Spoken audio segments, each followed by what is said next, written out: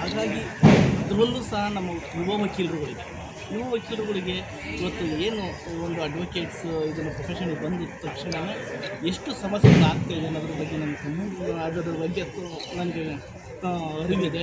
ಹಾಗಾಗಿ ನಾನು ಹೇಳೋದೇನಂತಂದರೆ ನಮ್ಮ ವಕೀಲರ ಪರಿಷತ್ತಿನ ಸದಸ್ಯರು ಎಲ್ಲರೂ ಸಹ ನನ್ನ ಮೇಲೆ ಒಂದು ಒಳ್ಳೆಯ ಅಭಿಪ್ರಾಯ ಇಟ್ಟು ಮುಂದೆ ಒಂದು ಒಳ್ಳೆ ನಮ್ಮ ಕರ್ನಾಟಕ ರಾಜ್ಯ ವಕೀಲರ ಪರಿಷತ್ತಿನ ಇಲ್ಲಿ ಒಂದು ಒಳ್ಳೆಯ ಕೆಲಸ ಮಾಡ್ತಾರೆ ಅಂತ ತಿಳಿಸಿದ್ದಾರೆ.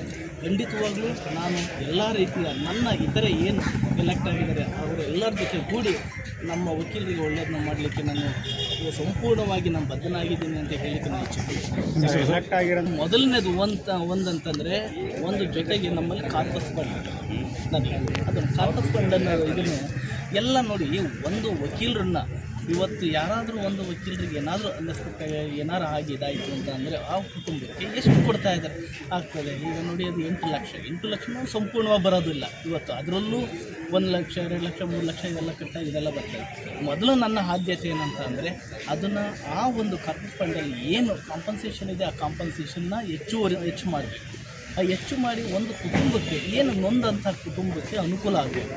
ಅದು ನನ್ನ ಮೊದಲನೇ ಇದೆ. ಜೊತೆಗೆ ಏನಂತ ಅಂದರೆ ಎಲ್ಲ ನಮ್ಮ ಅಡ್ವೊಕೇಟ್ಸಿಗೆ, ಜೂನಿಯರ್ ಅಡ್ವೊಕೇಟ್ಸಿಗೆ ಅವರಿಗೆ ಟ್ರೈನ್ ಅಪ್ ಮಾಡಲಿಕ್ಕೆ ಮೊದಲನೇದು ಅವರಿಗೆ ಯಾವ್ಯಾವ ರೀತಿ ಇದು ಮಾಡಬೇಕು ಅನ್ನೋದ್ರ ಬಗ್ಗೆ ಈ ಬೇರೆ ಎಕ್ಸಾಮ್ಸ್ಗಳೆಲ್ಲ ಇದು ಮಾಡಲಿಕ್ಕೆ ಎಲ್ಲ ಮಾಡ್ತಿದ್ದಾರೆ ಅಂಥವನ್ನೆಲ್ಲ ಇದು ಮಾಡಬೇಕು ಅನ್ನೋದು ಒಂದು ನನ್ನ ಜೊತೆಗೆ ಏನಂತಂದರೆ ಯಾವ್ಯಾವುದು ಮೊದಲು ನಾವು ಏನು ಮಾಡಿದ್ರೆ ಇನ್ನು ಎಲ್ಲ ಇದರಲ್ಲಿ ನೋಡಿ ಲಾ ಅಸೋಸಿಯೇಷನ್ ಯಾವ್ದಾದ್ರು ಅಸೋಸಿಯೇಷನ್ ಹೋಗ್ತು ಅಂತ ಅಂದರೆ ಯಾವುದೇ ರೀತಿ ಬೇಸಿಕ್ ಒಂದು ಅವರಿಗೆ ಯಾವುದೇ ಇದಿಲ್ಲ, ಶೌಚಾಲಯದಿರ್ಬೋದು, ನೋಡಿ ತುಂಬ ಅನೇಕ ಪ್ರಾಬ್ಲಮ್ಗಳನ್ನ ಫೇಸ್ ಮಾಡ್ತೇವೆ.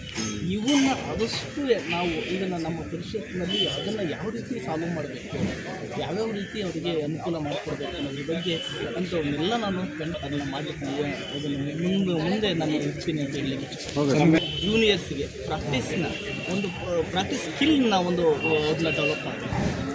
ಸರ್, ನನ್ನ ಹೆಸರು JP ಶೇಖರ್ ಸರ್. ನಾನು ಹಾಸನ ಜಿಲ್ಲಾ ವಕೀಲರ ಸಂಘದ ಮಾಜಿ ಅಧ್ಯಕ್ಷ ಹಾಗೂ ಈಗ ನೀವು ಎಲೆಕ್ಟ್ ಆಗಿರುವಂಥ